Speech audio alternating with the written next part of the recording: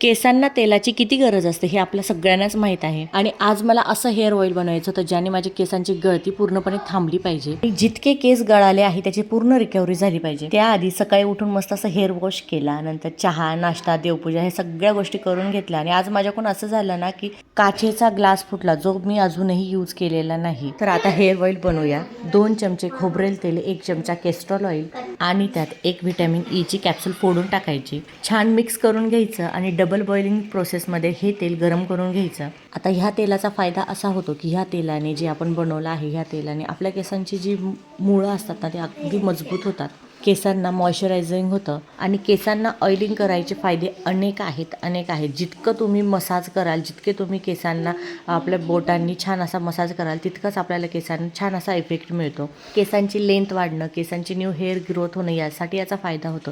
जर व्हिडिओ थोडी जरी युजफुल वाटली असेल, व्हिडिओला लाईक करा, शेअर करा, सेव्ह करा आणि फॉलोही करा.